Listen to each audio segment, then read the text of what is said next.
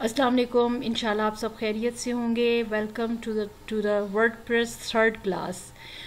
और इंशाल्लाह जो इतनी पिछली क्लासेस हो चुकी हैं उनको आप अच्छे से समझ चुके होंगे और अपने प्रोसीजर्स जो कुछ हमने डिस्कस हुए थे उसको आप फॉलो कर चुके होंगे इंशाल्लाह।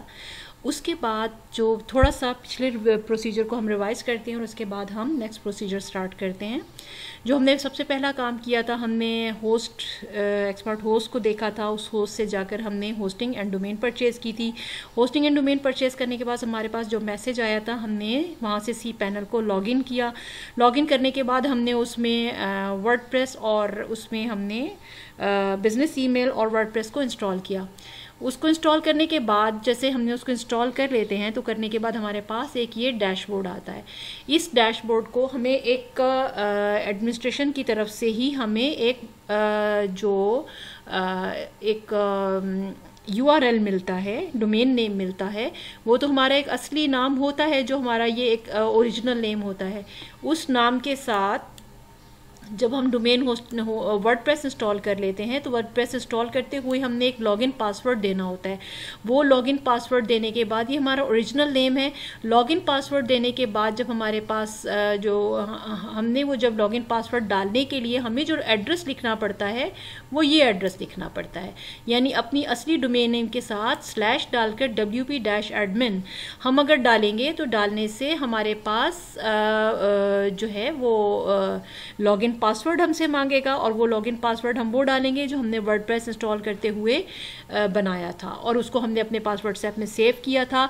और वही लॉगिन पासवर्ड हमने अपने ओरिजिनल डोमेन नेम के साथ wp-admin डालकर फिर वो हम उसमें डालेंगे। डालने के बाद हमारे पास ये डैशबोर्ड ओपन होगा।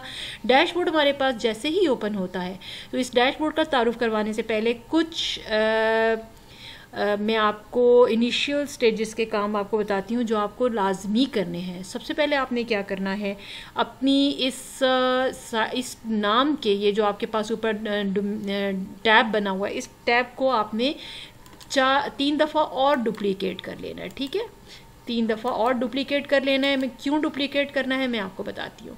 सबसे पहला तो ये डैशबोर्ड ही है जो इसके अंदर आपको नज़र आ रहा है, और ये जो आखिरी वाला है, इस आखिरी वाले को जब हम यहाँ आकर अपने इस टाइटल को क्लिक करते हैं तो हम इसके फ्रंट एंड पे आ जाते हैं। ये हमारी एक खाली जगह नज़र आ रही है, कोई साइट नज़र नहीं आ रही।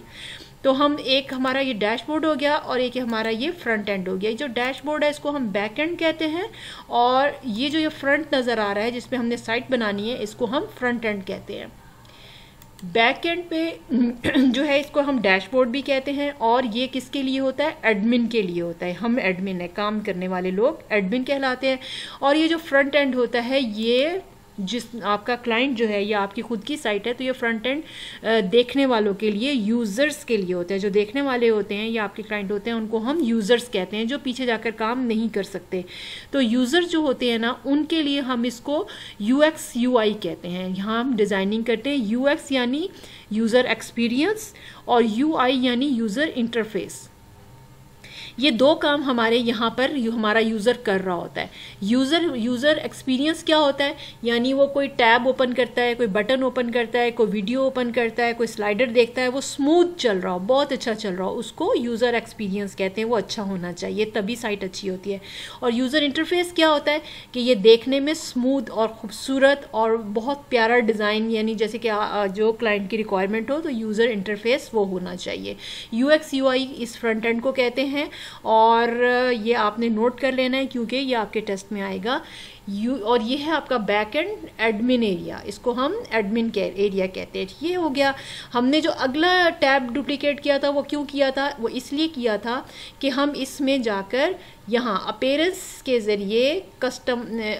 ज़रिए हम इसमें यहाँ पर अभी हम यहाँ पर हमने इस पर थोड़ा सा जो काम करना है। हमारी जो साइट नज़र आएगी वो मैं आपको दिखाती हूँ। एक सैम्पल साइट भी मैं आपके लिए ओपन कर, जैसे कि अब ये एक साइट है, ठीक है। तो अब हम ये जो हमारा ये वाला एरिया है, ये एरिया और ये एरिया, ये दोनों एरिया हमारे काम के लिए हैं।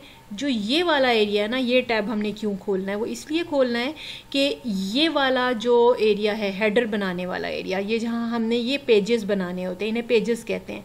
पेज क्यों कहते हैं कि जब हम इसमें से किसी एक को खोलेंगे ये पूरा का पूरा सफ़ा खुल के हमारे सामने आ जाएगा, इसलिए इसको पेज कहते हैं। ठीक है, ये पेजेस का एरिया कस्टमाइज़ करने के लिए हमें ये वाला टैब ओपन करना है। ये हेडर कस्टमाइज़ को हेडर भी कहते हैं, हेडर कस्टमाइज़ करना होता है, और ये फुटर कस्टमाइज़ करना होता है, इसको फुटर कहते हैं, ये फुटर कस्टमाइज़ करना होता है। इन दोनों चीज़ों को कस्टमाइज़ करने के लिए हमें ये वाला डैशबोर्ड, ये वाला टैब, दूसरा टैब ओपन करना पड़ता है। तीसरा टैब क्यों ओपन करना पड़ता है? तीसरा टैब हमें इसलिए ओपन करना पड़ता है कि ये जो हमारा फ्रंट एरिया है, इसके ऊपर ये आपको एलिमेंटर लिखा आ रहा होगा। ठीक है, एडिट विद एलिमेंटर। एलिमेंटर क्या होता है? ये एक बिल्डर होता है। इस बिल्डर क्या होता है कि जैसे आप किसी को कोई बिल्डिंग बनाने के लिए देते हैं और आप बिल्डर से कांटेक्ट करते हैं, उसको कहते हैं जी ऐसा नक्शा होना चाहिए, ऐसी बिल्डिंग स्ट्रक्चर होना चाहिए, उसके अंदर से इंटीरियर ऐसा होना चाहिए, ऐसे ऐसे इस जगह लाइटों की जगह रखनी है, और इस जगह ये करना है, इस जगह ऐसी लाइट लगानी है, इस जगह ये करना है। वो पूरा काम इंटीरियर, एक्सटीरियर और पूरी बिल्डिंग खड़ी करने का काम जो करता है उसको बिल्डर कहते हैं।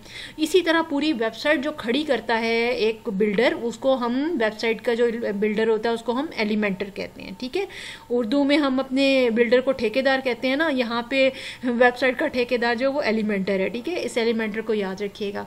तीसरा टैब जो हमें खोलना होता है इस एलिमेंटर के लिए खोलना होता है। ठीक है, इस टैब पे हम एलिमेंटर जाकर सेट कर लेते हैं, वो मैं आपको दिखाऊंगी कैसे करते हैं। चौथा टैब जो है हमारा, ये फ्रंट एंड कहलाता है। जो तब्दीलियाँ हम इस डैशबोर्ड के ज़रिए करते हैं, इस डैशबोर्ड के ज़रिए करते हैं, यानी कस्टमाइजेशन के ज़रिए करते हैं, एलिमेंटर के ज़रिए करते हैं, 3 जगहों से हम तब्दीलियाँ करते हैं। डैशबोर्ड के ज़रिए, कस्टमाइजेशन के ज़रिए, एलिमेंटर के ज़रिए।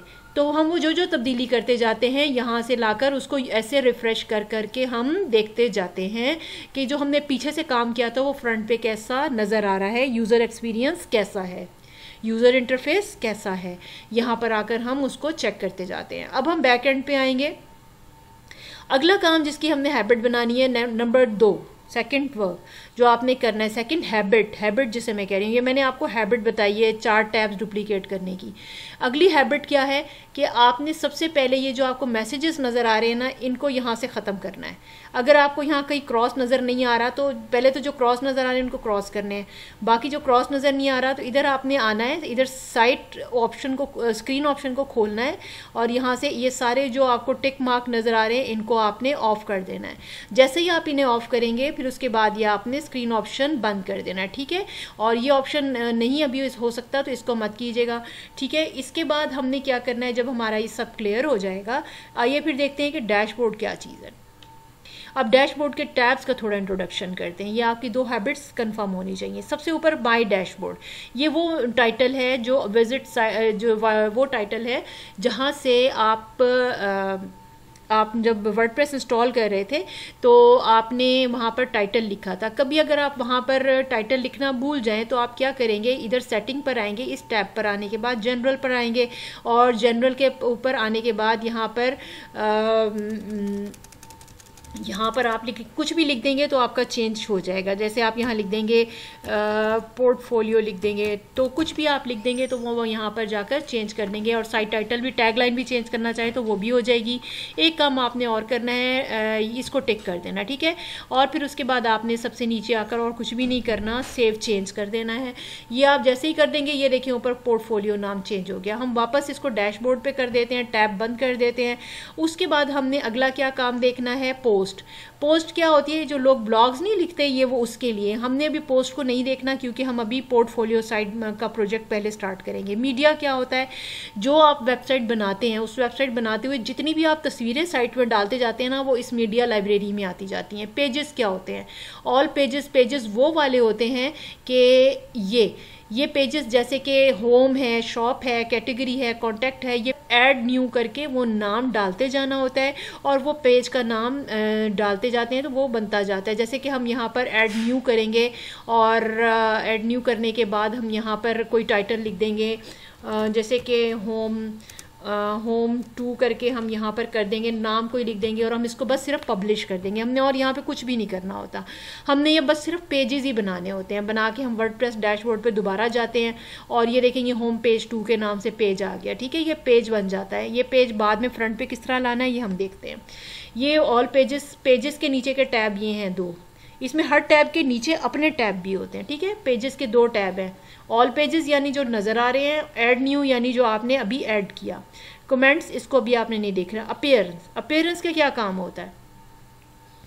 अपीयरेंस में आपने यहाँ पर जाना होता है, सबसे पहला जो आपका काम होता है ना, ये जो आपका फ्रंट एंड नज़र आ रहा है ना, इधर आपने एक स्ट्रक्चर खड़ा करना होता है। आपकी बाकी साइड जो है ना उसी स्ट्रक्चर के हिसाब से बनती है। ये स्ट्रक्चर क्या होता है? इसका स्ट्रक्चर वो होता है जो PHP लैंग्वेज के ज़रिए अलग अलग तरीक़ों से बना हुआ होता है। जिस तरीके से वो पीछे से जिस लैंग्वेज से वो स्ट्रक्चर बना हुआ होता है, उसी तरह की साइट उसके अंदर हमें बनानी होती है। और वो कैसे पता चलेगा कि वो स्ट्रक्चर किस तरह का है, हम कैसा लें, उसको आपका पता लगाने की ज़रूरत कोई भी नहीं है। आप स्ट्रक्चर सिर्फ बनाएंगे, ये उसका ये मतलब नहीं कि साइट बन के खड़ी हो जाएगी। आपका सिर्फ एक ग्रे स्ट्रक्चर तैयार होगा, उसके अंदर चीज़ें इंटीरियर एक्सटीरियर आपने खुद ऐड करना है। कैसे करना है वो हम बाद में देखते हैं।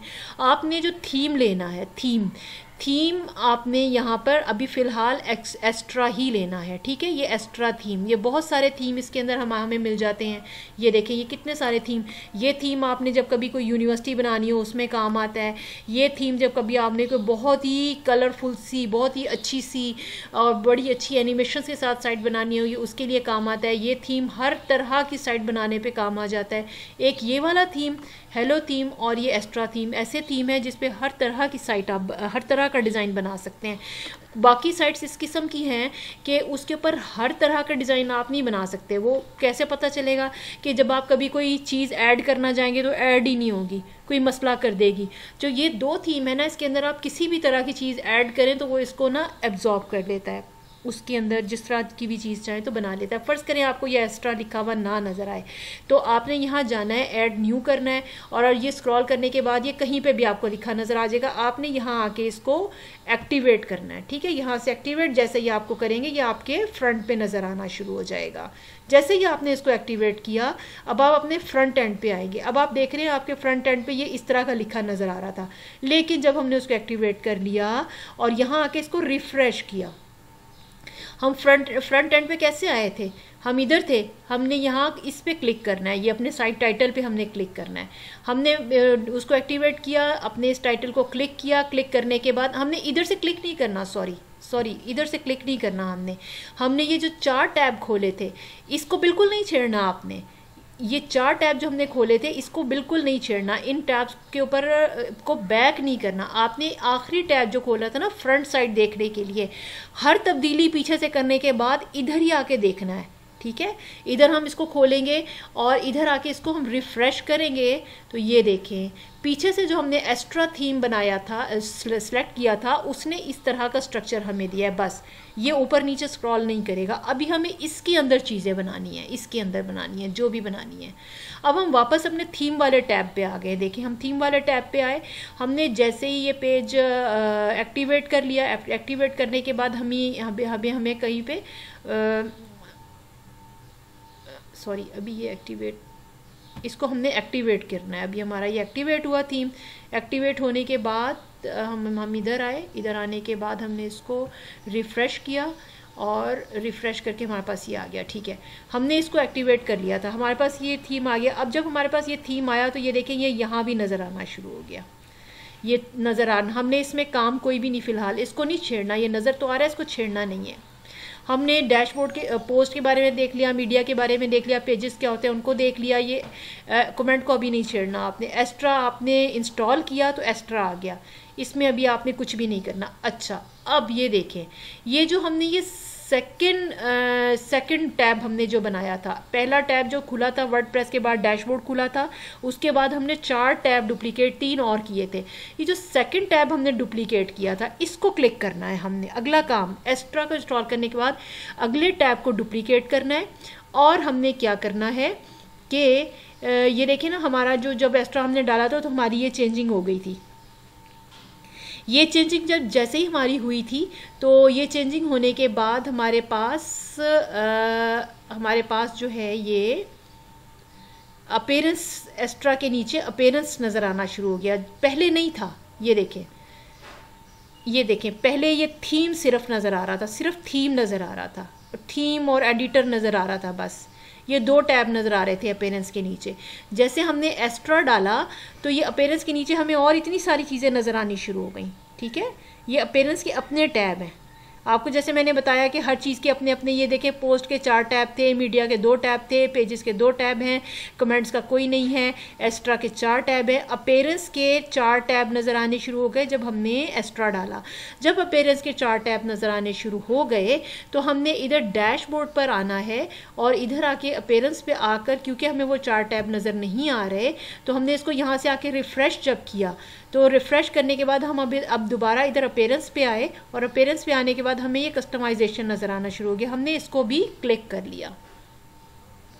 जैसे ही हमने इसको क्लिक किया और इसको क्लिक करने के बाद हमारे सामने एक पेज खुलेगा, उसको हम डैशबोर्ड कहते हैं। ठीक है, ये हमने कर लिया।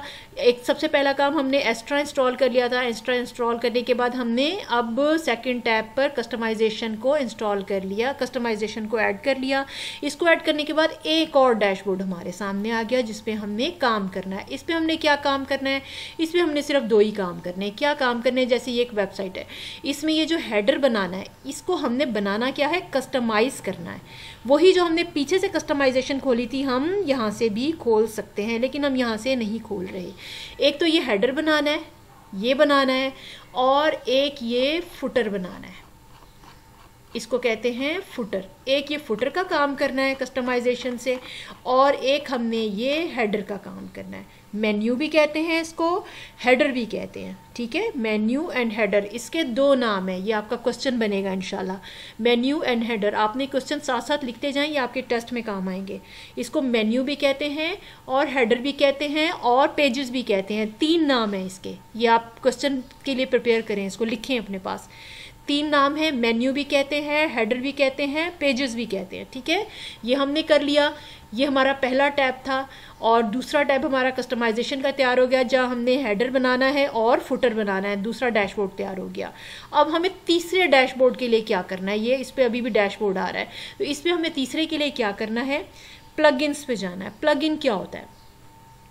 प्लगइन्स जो होते हैं वो आपके ऐप्स होती हैं, जैसे कि आपके मोबाइल में ऐप्स होती हैं। मोबाइल में ऐप्स कौन कौन सी होती हैं? मसलन आपने अपने कोई कैमरा एडिटर ऐड करना है, ठीक है, कोई कुरान की ऐप ऐड करनी है, कोई आपने मूवी एडिटर ऐप डाउनलोड करनी है, तो आप वहाँ से डाउनलोड कर लेते हैं और करने के बाद आप फ्रंट पे जाके मोबाइल पे कुछ भी उसके हिसाब से उसको चेंज कर लेते हैं।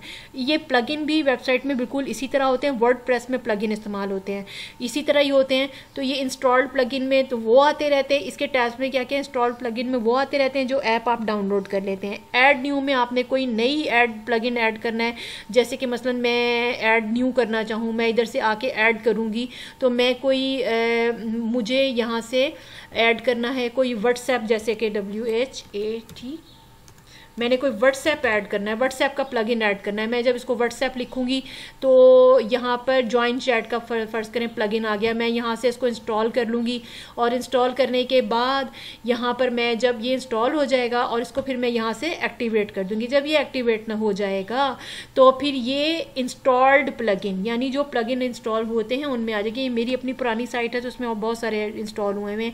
अभी जो मैंने प्लगइन ऐड किया वो यहीं पे ये देखें, जॉइन चैट। जब मैं ये प्लगइन ऐड कर लेती हूँ तो इसको ऐड करने के बाद मेरे फ्रंट पे मैं कुछ सेटिंग करूँगी पीछे से, तो तब ये सेटिंग के बाद मेरे पास यहाँ पर एक व्हाट्सएप का आइकन नज़र आना शुरू हो जाएगा। लेकिन अभी नहीं, सिर्फ प्लगइन डालने से नहीं, प्लगइन के अंदर सेटिंग भी, ऐप के अंदर सेटिंग भी करनी पड़ती है ना, वो करेंगे तो यहाँ पे व्हाट्सएप का आइकन नज़र आना शुरू हो जाएगा। इसी तरह से जो हमें जिस बिल्डर ने हमारी साइट बनानी है, हमें सबसे पहले वो बिल्डर डाउनलोड करना है।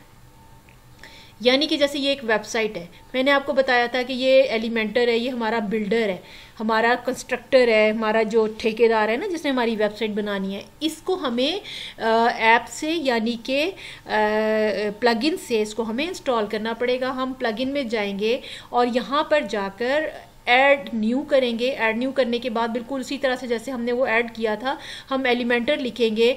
जैसे कि मसलन फ़र्ज़ करें मैं ऐड न्यू करती हूँ, यहाँ पर इधर से मैंने ऐड न्यू किया, यहाँ पर मैं लिखती हूँ एलिमेंटर। यहाँ पे मैंने लिखा एलिमेंटर। जब मैंने एलिमेंटर यहाँ पर लिखा तो यहाँ पर मेरे सामने ये एलिमेंटर लिखा नज़र आ गया, ठीक है। यहाँ पे ये एलिमेंटर मेरे पास जो इंस्टॉल हुआ है वो कोई और है और ये कोई और है। मसलन ये कि मैं आपको दिखाती हूँ,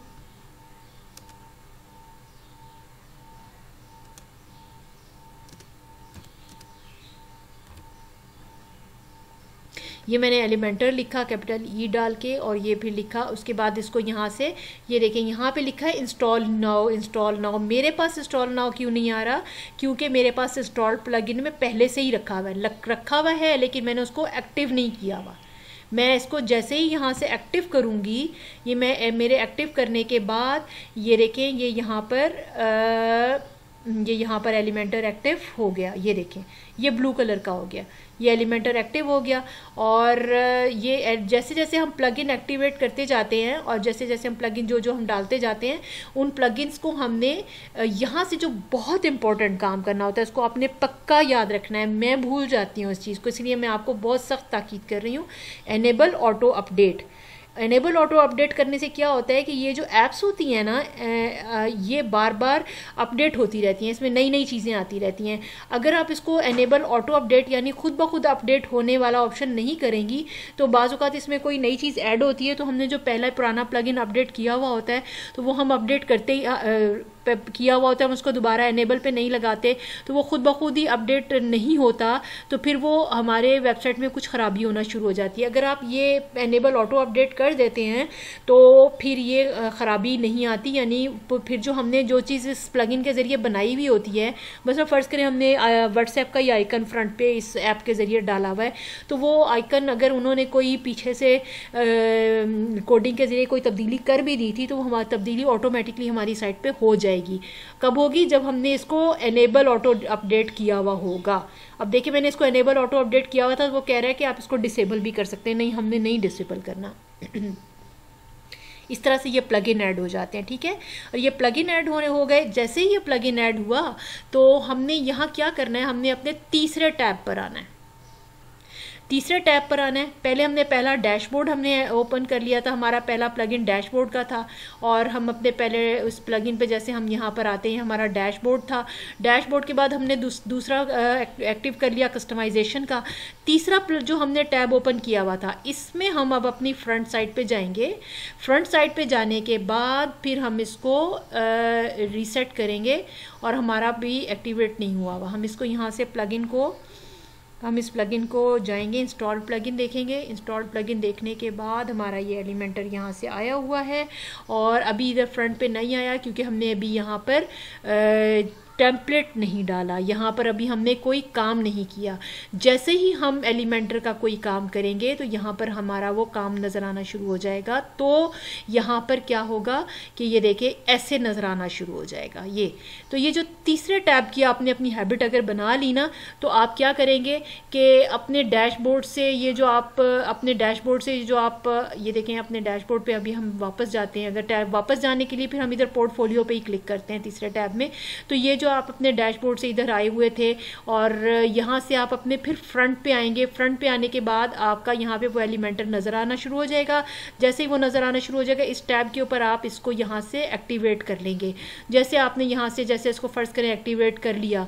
एक्टिवेट करने के बाद आपको ये मेरी अपनी साइट का एक सैम्पल है, मैं आपको दिखा रही हूँ। वो साइट तो खाली है ना, तो ये एक और डैशबोर्ड बनना शुरू हो जाएगा, ठीक है। ये 3 डैशबोर्ड हो जाएंगे जिन पे आपको काम करना है। लेकिन अभी आप इस डैशबोर्ड की फ़िक्र मत कीजिएगा। तो ये वाला डैशबोर्ड ऐसे बन जाता है, ये देखें अभी ये ओपन हो जाएगा तो हम इसको देखते हैं फिर, ठीक है। इसको हम यहाँ से भी देखते हैं, एक सेकेंड। तो ये हमारा ये वाला एक डैशबोर्ड ओपन हो जाएगा। ये वाला हमारा एक डैशबोर्ड ओपन हो गया। एक डैशबोर्ड देखिए, first dashboard, second dashboard and third dashboard. ये 3 डैशबोर्ड हैं जिनके ज़रिए हमने काम करना है, और काम करते करते हमारी यहाँ पे चेंजिंग्स होती जाएंगी जो हमें रिफ़्रेश कर करके चौथे टैब पे देखते रहनी है। ये एलिमेंटर जो है, ये जो आपने 1 टैब, 2 टैब, 3 टैब, 4 टैब, ये 4 टैब आपने ओपन किए थे ना, इसमें जो थर्ड टैब है यहाँ पे आपने एलिमेंटर से काम करना है। इसमें अभी आपने कंफ्यूज नहीं होना कि ये क्यों नहीं हो रहा, कैसे होगा, ये हम बाद में देखेंगे। अभी आपने सिर्फ जो चीज़ें ओपन करके रखनी है, एक इसका काम करके रखना है, एक इसका काम करके रखना है। ये 2 आपके डैशबोर्ड बन जाएंगे, ठीक है। अच्छा, तीसरा काम हम कैसे करते हैं, एलिमेंटर को हम कैसे लेकर आते हैं इस टैब के ऊपर। इस टैब के ऊपर एलिमेंटर कैसे लेकर आएंगे, ये वाला काम हम नेक्स्ट क्लास में करेंगे इंशाल्लाह। और ये काफ़ी लंबा और बहुत इंटरेस्टिंग काम है, ये वाला काम, एलिमेंटर का काम, ये कैसे करना है। अभी आपने सिर्फ ये दोनों काम समझ के रखने हैं। टैब आपने अलबत्ता चारों खोलने की आदत शुरू से बनानी है, ठीक है। हमारी नेक्स्ट क्लास होगी, इस टैब में हमें एलिमेंटर को लेकर आना और उस पर फ्रंट पे एक शक्ल, एक टेम्पलेट क्रिएट करना। टेम्पलेट क्या होता है ये भी हम नेक्स्ट साइट में देखेंगे, नेक्स्ट क्लास में देखेंगे इंशाल्लाह। मिलते हैं इंशाल्लाह अपनी क्लास में। और आप अगर पहले से देख लें इसको तो आप प्लीज़ क्वेश्चंस प्रिपेयर करके रखिएगा। सी यू सून इंशाल्लाह। अल्लाह हाफिज़।